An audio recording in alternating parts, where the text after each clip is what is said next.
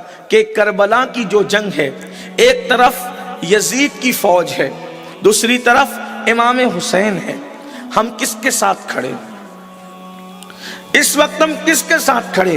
یاد رکھنا، آج انسان اپنے آپ کو حسینی کہتا ہے، جو بھی حسینی اپنے آپ کو کہتا ہے، میں اس سے کوئی اختلاف نہیں کرتا، کیونکہ میں نے کسی انسان کا دل چیر کر کے نہیں دیکھا کہ آپ حسینی ہیں کہ یزیدی ہیں، لیکن حکم ظاہر پر لگتا ہے۔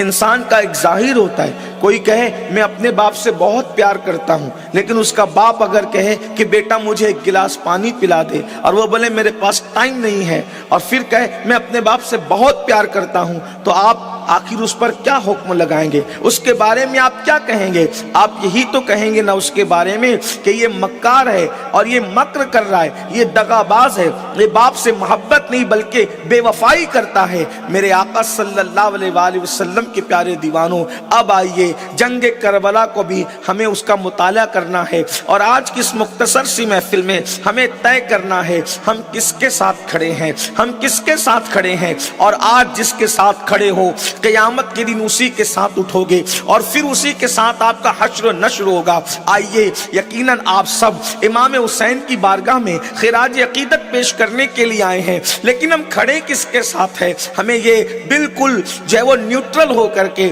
اور بالکل انصاف پسندی کے ساتھ ہمیں محسوس کرنا ہوگا۔ آپ نے لوگوں کی عدالت میں کھڑے ہو کر تو لوگوں کے فیصلے دیکھے ہوں گے، لیکن آج اپنے ضمیر کی عدالت میں آپ سب کے ضمیر کو آواز دیتے ہوئے کہہ رہا ہوں، آج اپنے ضمیر کی عدالت میں خود کے کردار کو کھڑا کر کے ہمیں فیصلہ کرنا ہوگا کہ یزیدیت کے ساتھ ہو یا حسینیت کے ساتھ ہو۔ میرے پیارے آقا صلی اللہ علیہ وآلہ وسلم کے پیارے دیوانوں، پورے ہندوستان کے اندر یہ بات کہتا ہوں کہ لوگوں یزیدیت کی طرف نہ جاؤ بلکہ حسینیت کی طرف آؤ، تو لوگ کہتے ہیں کہ ہم سے بڑھ کر حسینی کون ہوگا؟ ہم تو ماہ محرم میں 10 دن کے جلسے کرتے ہیں، بڑے بڑے خطبہ کو بلاتے ہیں، بڑے بڑے مقررین کو بلاتے ہیں، سادات کرام کو بلاتے ہیں، علماء کرام کو بلاتے ہیں، اور ہم لاکھوں روپے خرچ کر دیتے ہیں، ہم لوگ شربت بھی بناتے ہیں، ہم لوگ کھچڑے کی نیاز بھی کرتے ہیں، یہ دیکھو یا حسین حق حسین کے نعرے بھی لگاتے ہیں،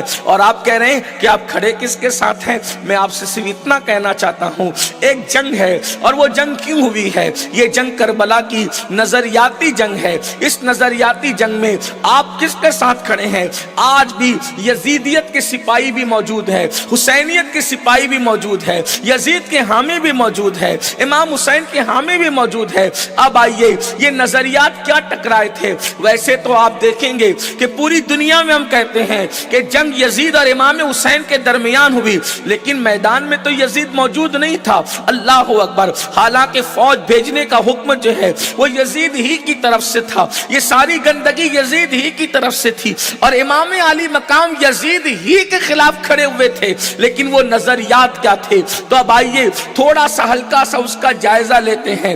یزید یہ چاہتا تھا کہ اسلام تو رہے، یعنی اسلام رہے، مگر اسلام کا صرف نام باقی رہے، روح اسلام ختم ہو جائے۔ روح اسلام کیا ہے؟ اسلام کی روح کیا ہے؟ اب آئیے ذرا دیکھیں، اللہ اکبر! میں دونوں نظریات ساتھ ساتھ پڑھوں گا، اور اس کے بعد میں کسی کو کچھ نہیں کہوں گا، صرف اتنا کہوں گا، آواز دو اس محفل حسین میں اپنے ضمیر کو کہ تم یزیدی ہو گئے ہو یا حسینیت پر ہو۔ اللہ اکبر! روح اسلام یزید مٹانا چاہتا ہے۔ یزید کا نام بھی تو اللہ اکبر مسلمانوں کی طرح ہے، یزید کا نام مسلمانوں کی طرح، یزید بھی اپنے آپ کو مسلمان کہتا تھا، بلکہ صرف وہ مسلمان ہی نہیں کہتا تھا، اپنے آپ کو مومنوں کا امیر کہتا تھا کہ میں مومنوں کا امیر ہوں، مسلمانوں کا امیر ہوں، مسلمانوں کا قائد ہوں۔ مگر یاد رکھنا، خود ساختہ لوگوں کا قائد بننے والا کبھی قائد نہیں ہو سکتا۔ دنیا جسے قائد کہتی ہے وہ قائد ہوتا ہے۔ اللہ اکبر! میرے آقا صلی اللہ علیہ وآلہ وسلم کے دیوانوں، امیر جسے دنیا کہے وہ امیر ہوتا ہے۔ اللہ اکبر! دنیا جسے مقتدا کہے وہ مقتدا ہوتا ہے، دنیا جسے پیشوا کہے وہ پیشوا ہوتا ہے۔ اب آئیے، اللہ اکبر! روح اسلام کیا ہے؟ تو پیغمبر اسلام مصطفیٰ جان رحمت صلی اللہ علیہ وآلہ وسلم نے کیا پیش کیا تھا؟ حضور علیہ السلام کی تعلیم یہ تھی، तवज्जो करना। रूह इस्लाम, तालीमात इस्लाम, मोहम्मद रसूलुल्लाह की तालीमात क्या थी? मेरे आका अलैहिस्सलाम ने फरमाया कि किसी काले को किसी गोरे पर कोई फजीलत नहीं, किसी गोरे को किसी काले पर कोई फजीलत नहीं, किसी अरबी को किसी अजमी पर कोई फजीलत नहीं, किसी अजमी को किसी अरबी पर कोई फजीलत नहीं। अल्लाह अकबर। मोहम्मदुर रसूलुल्लाह की महफिल में जहां मालदार अबू बकर सिद्दीक बैठा करते थे, वहीं गुलाम सैयदना बिलाल हबशी के लिए बराबर में जगह हुआ करती थी। अल्लाह के रसूल अलैहिस्सलाम के दौरे अक़दस में जहां मालदार सैयदना फारूक आज़म अरब का सरदार बैठता था, वहीं पर हजरते सैयदना अम्मार इब्ने यासिर जैसा बज़ाहिर गरीब और मुफलिस भी उन्हीं के बराबर में बैठा करते थे। मेरे आका अलैहिस्सलातु व तस्लीम के प्यारे दीवानों, उसके बाद आप देखें यजीद चाहता था कि रोम ईसाई और यहूदियों की तरह कानून बने। क्या कानून बने? अमीर अलग हो, गरीब अलग हो, काले अरब हो, गोरे अलग हो, अरबी अलग हो, अजमी अलग हो। बल्कि एक बात आपको बताऊं, ये रसूलुल्लाह सल्लल्लाहु अलैहि वसल्लम की तालीम का असर था, मेरे आका अलैहिस्सलाम की मेहनतों का असर था, मेरे आका अलैहिस्सलाम की कोशिशों का असर था कि जब सैयदना फारूक आज़म तख्ते खिलाफत पर बैठे और आप खलीफा हुए, और आपके दौर में जब बैतुल मुकद्दस फतेह हुआ, जब बैतुल मुकद्दस को फतह नुसरत नसीब हुई, तो जो है वो बैतुल मुकद्दस की चाबियों के लिए सैयदना फारूक आज़म को बैतुल मुकद्दस बुलाया गया। आप अंदाजा करें, एक मुल्क से, एक मुल्क का ताजदार जब दूसरे मुल्क जाता है, जिसकी फौज ने वो मुल्क फतह किया हो, तो वो किस तरह जाता है। लेकिन ये रूह इस्लाम है, ये इस्लाम की तालीमात है। वक्त का अमीरुल मोमिनीन, अल्लाह अकबर, अल्लाह अकबर, हजारों मुरब्बा मील पर हुकूमत करने वाले सैयदना उमर इब्ने खत्ताब जब मुल्क शाम जाते हैं तो बैतुल माल से सवारी लेकर नहीं जाते, हुकूमत से सवारी लेकर नहीं जाते, कौम की सवारी लेकर नहीं जाते। आपके पास एक ऊँटनी थी, वही ऊँटनी लेकर के जाते हैं। और अल्लाह अकबर, जिस गुलाम को साथ ले जाते हैं, अल्लाह अकबर, उस गुलाम से कहते हैं कुछ दूर मैं चलूंगा और तुम सवारी पर बैठोगे, और कुछ दूर मैं सवारी पे बैठूंगा तो तुम्हें पैदल चलना होगा। अंदाजा फरमाए, दुनिया के तमाम सियासतदानों की जिंदगी पढ़ लो और मोहम्मदुर रसूलुल्लाह के तैयार करदा तरबियत याफ्ताओं की जिंदगी पढ़ लो। अंदाजा है कोई दुनिया में ऐसा बादशाह, है कोई दुनिया में ऐसा मालदार कि जो अपनी सवारी पर अपने गुलाम को बिठाकर नकेल पकड़ के चलता हो? ये मोहम्मदुर रसूलुल्लाह की तालीमात का नतीजा था, ये मुस्तफा जान रहमत की तालीमात का नतीजा था। अल्लाह अकबर। आपने ये वाकया बार बार सुना होगा, लेकिन मैं वाकया नहीं बता रहा हूं, सिर्फ इशारा देना चाहता हूं। आप मुझे बताओ, फिर जब बैतुल मुकद्दस आया, खुदा का करना कि गुलाम सवारी पर था और हजारों मुरब्बा मील पर हुकूमत करने वाले फारूक आज़म उसकी नकेल पकड़कर चल रहे थे। ये मंजर भी मकदिस वालों ने देखा। और फिर आप जानते हैं, अमीरुल मोमिनीन के बदन पर पेवन का लिबास था, फटे हुए मोजे थे। जब बीच में पानी का नाला आया, वो मोजे उतारे और कंधे पे डाले, तो दूसरे जो नौजवान सहाबा थे वो आपस में बातें कर रहे थे कि अमीरुल मोमिनीन क्या कर रहे हैं, ये इतनी इंतजार हो रहा है, इस्तकबाल के लिए लोग खड़े हैं, पूरे कर्रो फर के साथ आना चाहिए था, ये कैसे आ गए? और वो भी फटे हुए जूते पैर में थे तो फटे नजर नहीं आते थे, उतार कर कंधे पे डाला तो फटे हुए जूते नजर आ रहे हैं। बहरहाल फारूक आज़म आए तो नौजवान साहबा ने कहा, अमीरुल मोमिनीन क्या किया आपने? ये लोग आपको किस शान से देखना चाहते थे, आप कैसे आए? तो आपने कंकरियां उठाई और कंकरियां उठा करके फेंक करके उनकी तरफ मारा और मार कर फरमाया, अभी अल्लाह के रसूल को पर्दा फरमाने चंद साल भी नहीं हुए और तुम दुनियादार हो गए।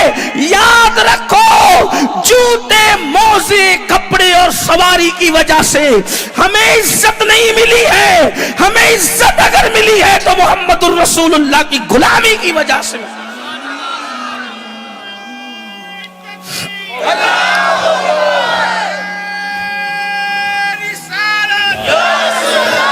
हमें रसूलुल्लाह की کی غلامی نے عزت دی, ہمیں اسلام نے عزت دی. ہم مسلمان ہیں اس لیے ہمیں عزت ملی ہے, ہم اللہ کے وفادار ہیں اس لیے ہمیں عزت ملی ہے. اور اس کے بعد اس کا اثر کیا ہوا؟ فاروق اعظم کو جب انہوں نے چابیاں دی ہے اسلام دشمن طاقتوں کے نمائندوں نے, تو انہوں نے کہا تھا عمر ہم تو سمجھ رہے تھے کہ تم کرو فر کے ساتھ آؤ گے, بہرحال اگر تم کرو فر کے ساتھ آتے ہم صرف چابیاں دیتے, لیکن آپ جس سادگی سے آئے ہو چابیاں بھی دے رہے ہیں اور اپنا دل بھی تمہارے قدموں میں نثار کر رہے ہیں. ہمیں کلمہ پڑھا کر اسلام میں داخل کرو. یہ تھی اسلام کی تعلیمات. یزید اس کو اپنے دور میں بدلنا چاہتا تھا کہ ایسا نہیں ہوگا, دین کو اہمیت نہیں دی جائے گی, کپڑوں کو اہمیت دی جائے گی, جوتوں کو اہمیت دی جائے گی, سواریوں کو اہمیت دی جائے گی, غریبوں کو دبایا جائے گا, مالداروں کو اوپر لایا جائے گا. یہ فکر تھی کس کی؟ یزید کی. امام حسین کہتے تھے نانا کی دی ہوئی تعلیم تو مٹنے نہیں دوں گا. امام علی مقام سواری پر جا رہے ہیں, توجہ کرنا, کربلا یہ ہے, اصل کربلا ہم نے اس پہ توجہ نہیں کی. اصل کربلا دین کا تحفظ ہے, اسلام کی حفاظت ہے. نظریات کی اس جنگ میں کس کے ساتھ کھڑے ہو غور کرو. امام علی مقام سواری پر جا رہے ہیں اور کچھ غریب لوگ روڈ کے کنارے بیٹھ کر کے غریب لوگ کھانا کھا رہے ہیں. وہ کہتے ہیں امام امام ادھر آئیے, ہم کھانا کھا رہے ہیں آپ بھی کھائیے. امام سواری سے اتر جاتے ہیں, ان کے ساتھ بیٹھ کر کچھ لقمے لیتے ہیں اور لے کر کے آنکھ میں آنسو آتے ہیں. فرماتے ہیں کہ غریبوں کے ساتھ بیٹھنا یہ میرے نبی کی, میرے نانا کی سنت ہے. تمہارا مجھے کھانے کی حاجت نہ تھی, توجہ کرنا, مجھے کھانے کی حاجت نہ تھی, لیکن میں اگر ایسے ہی چلا جاتا تو تم سمجھتے کہ غریبوں کا اپمان کیا, غریبوں کی بے عزتی کی, اور تمہارا دل ٹوٹتا. تمہارا دل نہ ٹوٹے اس لیے میں رک گیا اور تمہارے ساتھ بیٹھ کر کے کھانا کھایا. اور اب پھر کہتے ہیں میں نے تمہاری دعوت قبول کی اور تمہارا کھانا کھایا, اب تم میری دعوت قبول کرو اور تم میرے گھر دسترخوان پہ آ کے کھانا کھاؤ. دیکھو یہ فکر تھی امام حسین کی. ہم اس معاملے میں کس کے ساتھ کھڑے ہیں, یزیدیت پر ہو یا حسینیت پر؟ مالداروں سے پوچھنا چاہتا ہوں, بتاؤ کیا غریبوں کے لیے وہی ہمارے اندر فکر ہے جو امام حسین میں تھی؟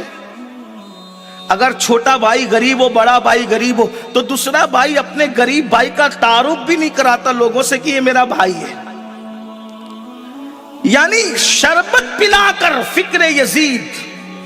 میں شربت پلانے کا منکر نہیں, میں تو اس کی تبلیغ کرتا ہوں کہ پلاؤ امام کے نام, لیکن کیا غریب رشتہ داروں کا وہ خیال ہے؟ غریبوں کے بارے میں وہ درد مند دل ہے؟ آپ بتائیں. ولیمے کی شادی ہوتی, توجہ کرنا, مسلمانوں کی فکر کیا بدلی. یزیدیت کی فکر قبول کی ہے. چیلم کی دعوت ہوگی تو غریبوں کو دعوت دی, چیلم ہوگا تو غریبوں کو دعوت دی جائے گی, اور ولیمہ ہوگا تو مالداروں کو صرف بلایا جائے. جبکہ اللہ کے رسول علیہ السلام نے فرمایا سب سے بدترین کھانا اور برا کھانا اس ولیمے کا کھانا ہے جس میں مالداروں کو تو دعوت دی جائے لیکن غریبوں کو نہ بلایا جائے. آپ سے پوچھنا چاہتا ہوں, اس کے بعد آپ دیکھیں اسی طریقے کے افکار و نظریات. اللہ اکبر. اس فکر میں آپ اپنے اندر خود ڈوب کر سوچو. آج آدمی مسجد کے اندر اگر کوئی غریب کھڑا ہو اور اس کے بدن سے پسینے کی بدبو آ رہی ہو تو آدمی ہٹ کر کے ادھر دور جا کر کے کھڑے رہتا ہے. یعنی مسجدوں میں بھی, مسجد کو بھی امیر غریبوں میں بانٹا ہم نے. یہ فکر یزید نہیں ہے. قیامت کے دن کس کے ساتھ اٹھو گے؟ صرف کڑے پہننے سے, محرم میں ڈھول تاشے بجانے سے اور محرم کی رسومات جو ہے وہ اپنے طور پر ادا کرنے سے کوئی حسینی نہیں بن جاتا. آپ بتائیں تو صحیح, کھڑے ہو فکر کے اعتبار سے یزید کے ساتھ اور اپنے آپ کو حسینی کہتے ہو, کس منہ سے کہتے ہو؟ بتاؤ. ہماری بہنوں سے پوچھتا ہوں, میری بہنوں مجھے بتاؤ, آج جب تم کسی شادی میں زیور پہن کے جاتی ہو اور کوئی غریب عورت بغیر زیور کی آتی ہے تو کیا کنکھیوں کا اشارہ کر کے اس کی غربت کا مذاق نہیں اڑایا جاتا؟ کس کے ساتھ کھڑے ہو؟ فکر یزید کے ساتھ کھڑے ہو. امام حسین کی حسینیت کیسے نصیب ہو سکتی ہے؟ نسبت حسینیت سے کیسے مستفیض ہو سکتے ہو؟ میرے آقا صلی اللہ علیہ وآلہ وسلم کے دیوانوں, اللہ اکبر. ہم لوگ کہیں نہ کہیں نادانستہ طور پر, غیر شعوری طور پر, نہ چاہتے ہوئے بھی फिक्र यजीद के अंदर डूबे हुए हैं। जनाजों को भी अमीरी और गरीबी में बांट दिया है। जहां जनाजे को कांधा देने वाले नजर ना आए, समझ जाना किसी गरीब का जनाजा है, और जहां कांधे बदलने वालों की कतार लगी हो, समझ जाना ये किसी मालदार अमीर शहर का जनाजा है। कितने ताज्जुब की बात है, जो इस्लाम अमीर और गरीब का फर्क मिटाने आया था, काले और गोरे का फर्क मिटाने आया था, बल्कि माज मकामात पर गरीबों को, गुलामों को इस्लाम ने मालदारों से बुलंद किया था। क्या भूल गए वो दिन, फतेह मक्का के दिन सारे मालदार जमीन पे खड़े थे और हबशा का वो बिलाल काबे की छत पे नजर आ रहा था और दुनिया को बताया इस्लाम गरीबों को कुचलने नहीं बल्कि गरीबों को नई जिंदगी देने आया है, गरीबों को उठाने आया है। मेरे आका सल्लल्लाहु अलैहि वसल्लम के दीवानों, ये नजरियात की जंग थी। ऐसे ही बयान सुनने के लिए अगर आप हमारे चैनल पर पहली बार आए हैं तो चैनल को जरूर सब्सक्राइब करें।